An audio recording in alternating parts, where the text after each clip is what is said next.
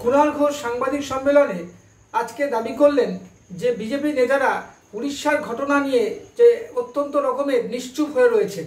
উড়িষ্যার ঘটনাটি কি না, এক ছাত্রীকে শারীরিক নির্যাতন করা হওয়ার পরে যখন তার কোনো সুবিচার পেল না, তখন সে গায়ে আগুন লাগিয়ে আত্মহত্যা করার চেষ্টা করেন এবং এর ফলে যে অত্যন্ত মর্মান্তিক অবস্থা হয়েছে এবং সেই নিয়ে কোনো রকমের মুখে কুলু পেটেছেন বিজেপি নেতারা।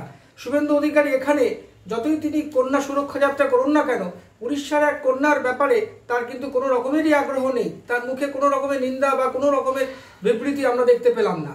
এরকম ঘটনা কিন্তু অত্যন্ত নিন্দনীয়। আজকে বিজেপি নেতারা যেগুলো করে চলেছেন এটা কিন্তু ঠিক নয়। আজকে উড়িষ্যার ঘটনাতে আপনি কিছু বলবেন না, পশ্চিমবঙ্গকে নিয়ে রাজনীতি করবেন, এইটা কখনোই হতে পারে না। সামাজিক ব্যাধি ধর্ষণ বা শারীরিক নির্যাতন মহিলাদের প্রতি অত্যন্ত নিন্দনীয়, অত্যন্ত সামাজিক ব্যাধি একটি। এটাকে নির্মূল করতে গেলে সবাইকে একত্রিত হয়ে নির্মূল করতে হবে। কিন্তু বিজেপি নেতারা যেটা করেন কি, সবসময় দেখা যাচ্ছে পশ্চিমবঙ্গের ক্ষেত্রে তারা অত্যন্ত রাজনীতি করছেন, অথচ উড়িষ্যা বা তাদের প্রদেশে যখন এগুলো হয় তখন তারা নিশ্চুপ থাকেন। আপনারা দেখুন কুণাল ঘোষ কি বললেন। ঘটনা ভয়ঙ্কর ঘটনা।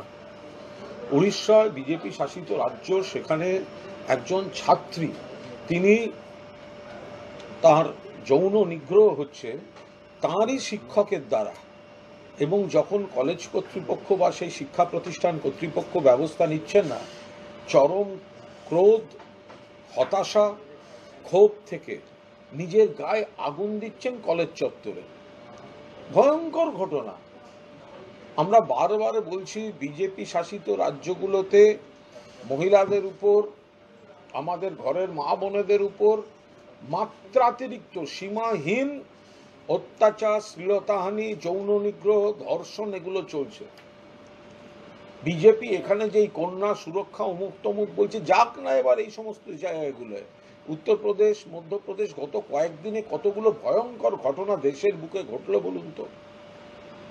পশ্চিমবঙ্গে আমরা চাই না একটা ঘটনাও হোক, কিন্তু সামাজিক এই ব্যাধি, এই বিকৃত মানসিকতা বাম জমানার থেকে অনেক কমেছে, বিজেপি শাসিত রাজ্যগুলো থেকে অনেক কমেছে। আমরা একটাও চাই না এখানে পুলিশ সঙ্গে সঙ্গে অ্যারেস্ট করে ব্যবস্থা নেয়, কিন্তু উত্তরপ্রদেশ পুলিশ ছাত্রীকে রেপ করছে, মধ্যপ্রদেশ সরকারি হাসপাতালে নার্সের গলা কেটে খুন করছে, মহারাষ্ট্র ডেলিভারি বয়সে যে ঢুকে ধর্ষণ করছে, ওড়িশা প্রধান শিক্ষক এই যৌন নিগ্রহে অভিযোগ, বিচার না পেয়ে ছাত্রী গায়ে আগুন দিচ্ছে।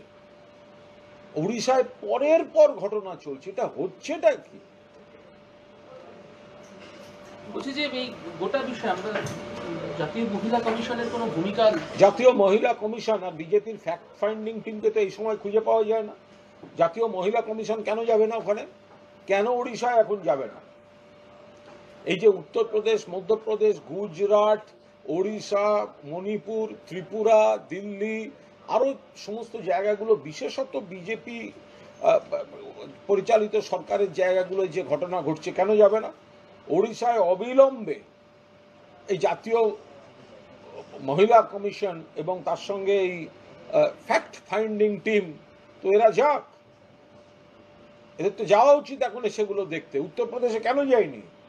মধ্যপ্রদেশে সেই গভর্নমেন্ট হসপিটালে কেন যায়নি যেখানে নার্সকে খুন করা হলো? কেন যায়নি মহারাষ্ট্রে? এবং এই ভয়ঙ্কর ঘটনা ওড়িশায় তাদের যাওয়া উচিত। ওড়িশায় এই ঘটনা।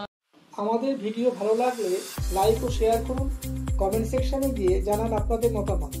আরও ভিডিও পেতে চ্যানেলকে সাবস্ক্রাইব করুন। প্রতি মুহূর্তে খবরের আপডেট পেতে প্রেস করুন বেল আইকন।